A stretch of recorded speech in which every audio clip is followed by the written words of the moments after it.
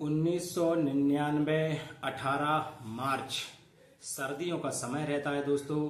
और बिहार की एक जगह रहती है जिसका नाम रहता है झालावाड़। जिला अलवर पड़ता है और लक्ष्मणपुर बाथे जिसके पास में एक गांव रहता है उसका नाम रहता है सेनारी। सेनारी गांव में एक घटना घटित होती है जो कि उस समय बड़ी प्रचलित होती है। सेनारी गांव में एक नदी के किनारे पर एक बसा हुआ गांव रहता है और वहां पर देखा जाता है सर्दियों का समय में रात्रि के 9 बजे के बाद 9 साढ़े 9 बजे के करीबन कुछ नाव द्वारा एक समूह आता है जो कि उस गांव पर आकर हमला करता है। और वहां पर देखा जाता है कि उस हमले में पूरे गांव वालों को जान से मार दिया जाता है। वहां पर लेडीज रहती हैं, उनको भी इतनी बर्बरता से मारा जाता है कि कोई भी देखने वाला उसकी रूह कांप जाए। देखा जाता है कि कुछ लोग हत्या करने पर बच्चों को छोड़ देते हैं, पर वहां पर जो मारपीट का सिलसिला चला तो वहां पर बच्चों को भी नहीं छोड़ा गया। छोटे छोटे बच्चे थे, किसी को तलवार से काटा गया, किसी को बंदूक मारी गई, किसी के हाथ काट दिए, किसी का पैर काट लिया गया। और वहां पर जो कहते हैं कि लेडीसें थीं, लेडीसों के पेट चीर दिए गए, जिनमें 10 लेडीसें ऐसी थीं जिनके पेट में बच्चा था जो कि गर्भवती थी। बड़ा बेकार माहौल था उस समय का। और ऐसा जी माहौल चलता रहा। और इसी के बाद में जब सुबह होती है वहां पर पुलिस पहुंचती है तो देखती है कि पूरे गांव को तहस नहस करके जला दिया गया, बेकार कर दिया। नमस्कार, जय हिंद। कैसे हैं आप सभी लोग? एक बार फिर स्वागत है आपका आपके अपने यूट्यूब चैनल पर आपकी कहानी पर। बने रहिए वीडियो में लास्ट तक। उस समय जब तत्कालीन मुख्यमंत्री थी वहां की राबड़ी देवी जी और राष्ट्रपति जी थे, जब इस वाली घटना हुई वहां पर तो पूरे देश में एक कोहराम सा छा गया और मातम सा छा गया। वहां के तत्कालीन जो भारत के राष्ट्रपति जी थे वो उस समय इस दिन को बड़ा दुखी करार दिन घोषित कर देते हैं। और वहां पर देखते हैं कि जो घटना हुई लक्ष्मणपुर में, सेनारी लक्ष्मणपुर में जो घटना हुई वहां की तत्कालीन मुख्यमंत्री जी आती हैं, राबड़ी देवी जी, और वहां पर जो लोगों को मुआवजा देने की बात करती हैं और हर एक इंसान को एक नौकरी देने की बात करती हैं जो कि केवल कागजों में लुप्त रह जाती है। घटनाक्रम यूं चलता रहा, पुलिस अपनी जांच पड़ताल करती रही और सिलसिला आगे बढ़ा। देखते हैं कि 15 से 20 दिन बीतने के बाद ही इस मामले को फिर से दोहराया जाता है। और सेनारी से लगा हुआ एक गांव पड़ता है बाड़ा गांव पड़ता है जो कि झालावाड़ के पास में पड़ता है।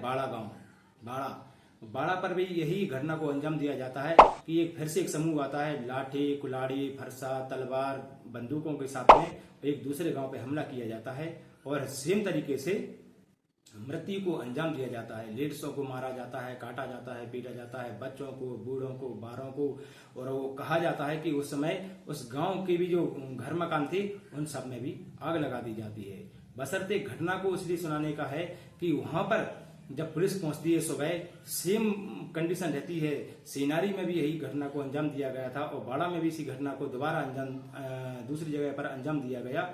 वहां पर भी सेनारी में कोई सबूत नहीं मिलता है पुलिस को हत्यारों के खिलाफ, और यहाँ पर भी बाड़ा में भी कोई पुलिस को सबूत नहीं मिलता है। पर वहाँ के स्थानीय जो लोग रहते हैं वो उस समय वहाँ के दलित समाज के जो लोग मारे जाते हैं, हालांकि गांव में सभी समाज के लोग रहते हैं पर कुछ दलित समाज के लोगों द्वारा भूमिहार लोगों पर इल्जाम लगाया जाता है सेनारी के। और लेकिन जो बाड़ा में हत्याएं होती हैं वहां पर भूमिहार लोग भी मारे जाते हैं, तो वो यहाँ के जो दलित समाज के लोग रहते हैं इन पर हत्या का आरोप लगाते हैं।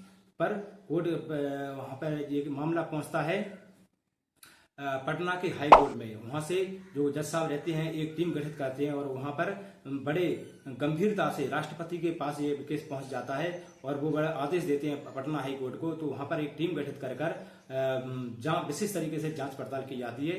लेकिन देखा जाता है, बड़ी आश्चर्य की बात है दोस्तों, कि वहां पर किसी मारने वाले को कोई सबूत प्राप्त नहीं होता है।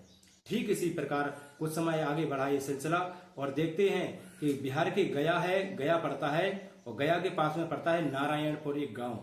और देखा जाता है कि कुछ समय बाद सेम इसी घटना को फिर से अंजाम दिया जाता है और वहां पर देखते हैं कि लेडीसों को, बच्चों को, बूढ़ों को, सबको फिर इसी तरीके से मार दिया जाता है और गांव को जलाकर राख कर दिया जाता है।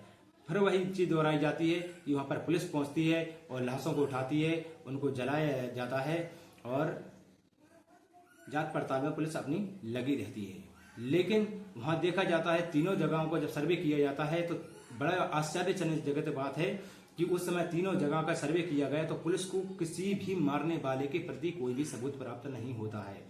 अच्छा, तीनों जगह पर जब कोई सबूत प्राप्त नहीं होता है तो पुलिस के जो कुछ वरिष्ठ अधिकारी रहते हैं तो वहां को इस मामले को किसी और दृष्टि से देखते हुए इसकी जांच पड़ताल करने लगते हैं। वहां पर कुछ जो बुजुर्ग रहते हैं तो वहां पर वो ये घटना सुनाते हैं जो कि बड़ी आश्चर्यचकित करने वाली रहती है। वो बताते हैं कि यहाँ पर आज से 100-125 साल पहले एक गांव हुआ करता था हमारे पड़ोस में। उस गांव पर किसी ने हमला कर दिया था और सुनने में आया था कि हम जहां पर ये घटना हुई है इन गांव वालों ने मिलकर उन गांव वालों को मारा है।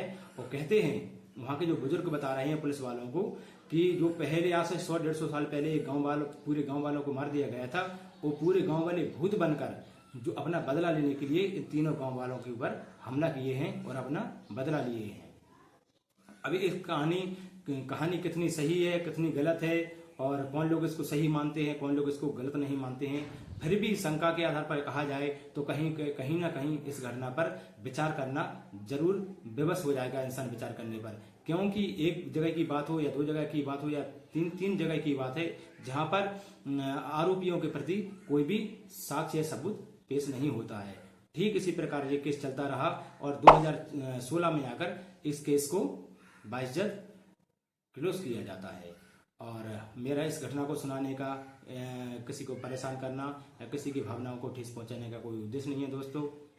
मेरा वीडियो बनाने का एक ही उद्देश्य है कि आप लोग सचेत रहें, सावधान रहें, अपना ख्याल रखें और पढ़ाई लिखाई में अपना ध्यान दें और स्वस्थ रहें। जब तक के लिए जय हिंद, वंदे मातरम, भारत माता की जय। चैनल पे नए आए हैं तो सब्सक्राइब कर लीजिए और फेसबुक पेज पर देख रहे हैं तो फॉलो कर लीजिए और कमेंट में अपना फीडबैक जरूर देना। जय हिंद, जय भारत।